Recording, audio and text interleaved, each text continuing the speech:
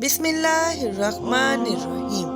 پیارے دوستو، آج کا ہمارا موضوع ہے کہ بیت المعمور کہاں ہے؟ بیت المعمور ہے کیا؟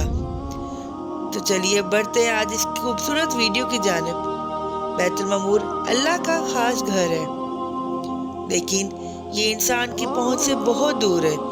اس کی وجہ یہ ہے کہ بیت المعمور دنیا میں موجود ہی نہیں ہے، بلکہ یہ بالکل خانہ کعبہ کے عین اوپر 7ویں آسمان پر موجود ہے۔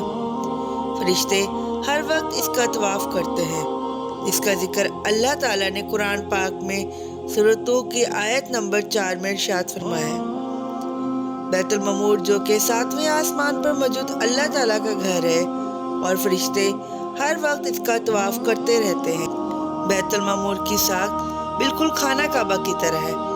جب اللہ تعالیٰ نے حضرت آدم علیہ السلام کو زمین پر اتارا تو ان کے ہمراہ جنت کے کچھ خوشبودار پتے اور حجرہ اسود بھی دیا، اور انہیں اس مقام پر اتارا جہاں آج خانہ کعبہ ہے، اور حکم دیا کہ اس جگہ پر میرا گھر یعنی بیت اللہ تعمیر کرو، جیسا کہ تم نے بیت المعمور کو 7ویں آسمان پر دیکھا ہے، اور اس کا حج اور طواف کرو۔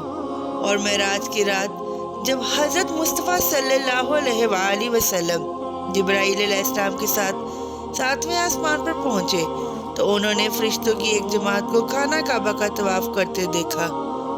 اس پر انہیں حضرت جبرائیل علیہ السلام نے بتایا کہ 70,000 فرشتوں کی ایک جماعت صبح اور 70,000 فرشتوں کی ایک جماعت شام میں روزانہ بیت المعمور کا طواف کرتی ہے، اور یہ جو ایک جماعت ایک دفعہ بیت المعمور کا طواف کر لے اسے دوبارہ قیامت تک طواف کا موقع نہیں ملے گا۔ اس کی وجہ یہ ہے کہ فرشتوں کی تعداد اتنی زیادہ ہے کہ ان کی قیامت تک دوبارہ باری نہیں آئے گی۔ ان کی جماعت کا ایک لیڈر بنا دیا جاتا ہے جو ان کو بیت المعمور لے کر آتا ہے اور مقررہ وقت تک عبادت گزاری کا موقع دیتا ہے۔ آپ صلی اللہ علیہ وآلہ وسلم نے ان فرشتوں کو نماز پڑھتے دیکھا کہ وہ رکوع کرتے ہیں، قیام کرتے ہیں اور پھر سجدے میں چلے جاتے ہیں۔ آپ نے حضرت جبرائیل علیہ السلام سے دریافت کیا، یہ کیسی عبادت ہے؟ آپ علیہ السلام نے بتایا، یہ نماز ادا کر رہے ہیں۔ حضرت محمد صلی اللہ علیہ وآلہ وسلم کو یہ عبادت اتنی زیادہ پسند آ گئی کہ انہوں نے اپنی امت کے لیے اللہ تعالیٰ سے نمازوں کا تحفہ مانگ لیا۔ پیارے دوستو، کیا آپ جانتے ہیں نماز شب معراج کے بعد مسلمانوں پر فرض ہوئی؟ اس سے پہلے مسلمان کون سی عبادت کرتے تھے اور کیسے کرتے تھے؟ نماز فرض ہونے سے پہلے مسلمان پہلے انبیاء کے بتائے ہوئے طریقے کے مطابق اللہ کی عبادت کرتے۔ جب حضرت محمد صلی اللہ علیہ وآلہ وسلم شب معراج کی رات اللہ تعالیٰ سے ملاقات کرنے گئے تو آپ نے 7ویں آسمان پر کچھ فرشتوں کو سجدے میں دیکھا، کچھ کو قیام میں اور کچھ فرشتوں کو رکوع میں دیکھا۔ آپ نے حضرت جبرائیل علیہ السلام سے دریافت کیا، یہ کیا کر رہے ہیں؟ حضرت جبرائیل علیہ السلام نے بتایا کہ یہ نماز ادا کر رہے ہیں، اور جو فرشتہ جس انداز میں ہے، یعنی جو رکوع میں ہے، جو قیام میں ہے اور جو سجدے میں ہے، وہ قیامت تک ایسے ہی رہیں گے۔ آپ صلی اللہ علیہ وآلہ وسلم کو یہ عبادت اتنی پسند آ گئی کہ آپ نے اللہ تعالیٰ سے اپنی امت کے لیے نمازوں کا تحفہ مانگ لیا۔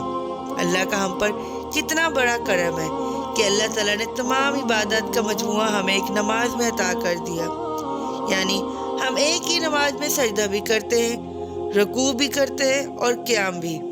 اس لیے اللہ تعالیٰ نے بار بار ہم لوگوں کو نماز ادا کرنے کا حکم دیا ہے۔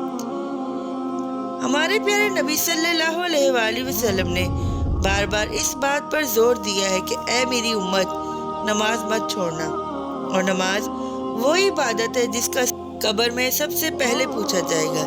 میرے پیارے دوستو، اللہ کو انسان کی عبادت کی کیا ضرورت ہے؟ بے شک اللہ کے فرشتے جو ہر وقت اللہ کی عبادت کرتے ہیں، انہیں نہ بھوک لگتی ہے اور نہ نیند آتی ہے۔